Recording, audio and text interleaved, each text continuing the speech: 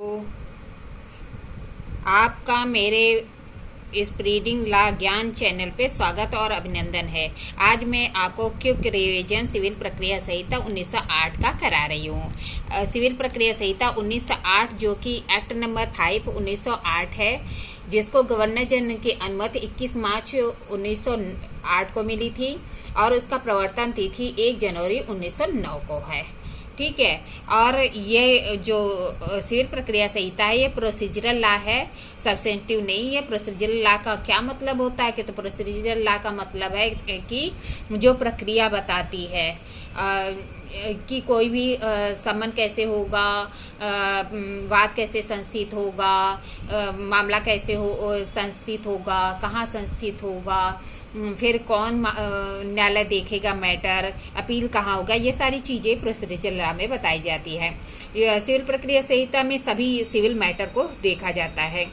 अब civil matter कौन कौन से, तो जो मॉनिटरी के संबंध में है या रिकवरी के संबंध में है, धन संबंधी अधिकारिता के संबंध में है, वह सभी मामले क्या होगा सिविल प्रक्रिया संहिता में देखा जाएगा। जो कि मैटर धन से संबंध में, यदि कोई व्यक्ति किसी व्यक्ति का कोई संपत्ति मतलब धन उधार लिया है और उसे दे नहीं रहा है तो उसकी रिकवरी के लिए कौन मैटर होगा, तो सिविल मैटर के तहत वह सिविल कोर्ट में जाएगा। फिर प्रॉपर्टी संबंधी मैटर, प्रॉपर्टी में क्या है कि किसी व्यक्ति का स्वामित्व है, ओनरशिप है या पोजीशन है, तो उसके संबंध में भी क्या होगा, सिविल मैटर होगा और सिविल कोर्ट में वाद संस्थित किया जाएगा।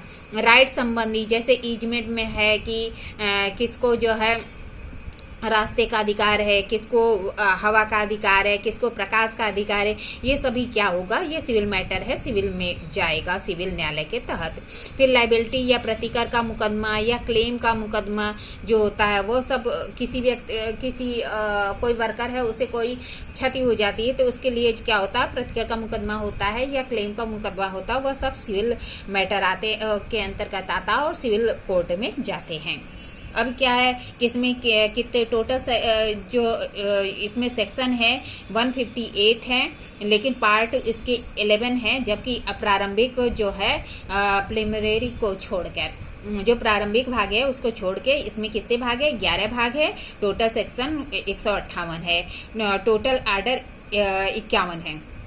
इसमें आर्डर भी हैं, जबकि अन्य जो एक्ट है उसमें आर्डर नहीं है, जबकि ये सिविल प्रक्रिया संहिता है इसलिए इसमें जो है 51 आर्डर है, जो कि अनुसूची 1 में दिया गया है, जो शेड्यूल 1 है उसी में दिया गया है, और जो अनुसूची 2 से लेके 5 है उसको निश्चित कर दिया गया है। सर्वप्रथम सिविल प्रक्रिया संहिता कौन सी आई थी, तो जो है 1859 की आई थी, इसके बाद 1877 की आई थी, इसके बाद 1882 की आई थी, फिर जो वर्तमान में 1908 है या 1908 वह जो आई थी 1908 की जो सिविल प्रक्रिया संहिता फिर आई थी। अब इसमें जो है स्पीडी डिस्पोजल के संबंध में प्रावधान किया गया है। यह जो अमेंडमेंट आया था जो 1999 का, और एक अमेंडमेंट आया था 2002 का, मतलब 1999 का एक अमेंडमेंट आया था और एक आया था 2002 का। दोनों अमेंडमेंट को देख लेते हैं कि सीपीसी अमेंडमेंट एक्ट 99, इसका एक्ट नंबर का था 46 था 99 का, और जो 2002 वाला अमेंडमेंट था उसका जो एक्ट नंबर था वह 22 था। ठीक है, तो संशोधन 2 महत्वपूर्ण है, एक सीपीसी अमेंडमेंट एक्ट 1999 का जो है और एक सीपीसी अमेंडमेंट एक्ट 2002 का। इसे दोनों को ही लागू किया गया था एक डेट को, 1 जुलाई 2002 को। दोनों ही जो अमेंडमेंट था उसको 1 जुलाई 2002 को लागू किया गया था। फिर एक केस आई थी सालेमल एडवोकेट बार एसोसिएशन बना भारत संघ 2003 की। इसमें जो है सुप्रीम कोर्ट ने दोनों ही संशोधन को संवैधानिक घोषित कर दिया था। अब आता है कि सिविल जज जूनियर डिवीजन इसमें होता है, तो सिविल जज कितने तक का मैटर देख सकता है, तो यूपी में 25,000 तक के मैटर दे सकता है, जबकि एमपी में 5 लाख तक के मैटर दे सकता है। फिर आता है सिविल जज सीनियर डिवीजन, ये 50,000 तक के मुकदमे दे सकता है, जबकि एमपी में 1 करोड़ तक के मुकदमे दे सकता है। इसके बाद उसकी अपील किसको होगी, तो जो है डीजे या एडीजे को होगी। फिर उसकी अपील किसको होगी, हाई कोर्ट को होगी। फिर उसकी अपील किसको होगी, सुप्रीम कोर्ट को होगी। अब क्या है कि क्षेत्राधिकारिता, तो क्षेत्राधिकारिता के संबंध में 3 तरह से क्षेत्राधिकार बांटते हैं कि कौन कौन सी जो है इसके अंतर्गत आती है।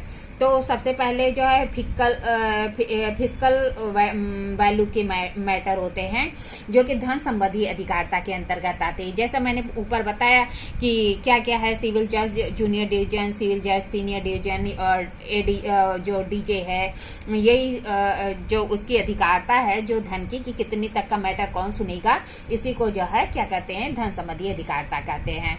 जैसे पिट्यूटरी जो है मैटर भी कहते हैं धन संबंधी अधिकारिता को। या फिर जियोग्राफिकल या बाउंड्री मैटर, भौगोलिक या स्थानीय अधिकारिता, इसके अंतर्गत क्या होता है कि एक सीमा निर्धारित होती है कि जैसे मान लीजिए कि कोई मैटर प्रयागराज में हुआ, तो जो मैटर प्रयागराज में हुआ तो उसके लिए क्या होगा, प्रयागराज में जो है मैटर चलाया जाएगा। लेकिन अगर बनारस में होता तो बनारस में चला जाए। ऐसे ही सबकी स्थानीय अधिकारिता जो है बटी होती है, उसी स्थानीय अधिकारिता के अंतर्गत मैटर चलाया जाता है। उसकी एक निश्चित सीमा होती है, उसी को भौगोलिक अधिकारिता कहते हैं, और वह जो है सब प्रत्येक कोर्ट की अलग अलग होती है। फिर तीसरा आता है कि सब्जेक्ट मैटर, जैसे कि मैटर का सब्जेक्ट क्या है। अगर फैमिली कोर्ट का मैटर है तो फैमिली कोर्ट में जाएगा, अगर उपभोक्ता का मैटर है तो उपभोक्ता फोरम में जाएगा। ऐसे ही सभी का मैटर क्या है, वो उस मैटर के अंतर्गत जाएगा। तो इसी तरह मैंने आपको सिविल प्रक्रिया संहिता का क्विक रिवीजन कराया है। अगर आपको यह वीडियो अच्छी लगी तो प्लीज लाइक और सब्सक्राइब करिए। Thank you.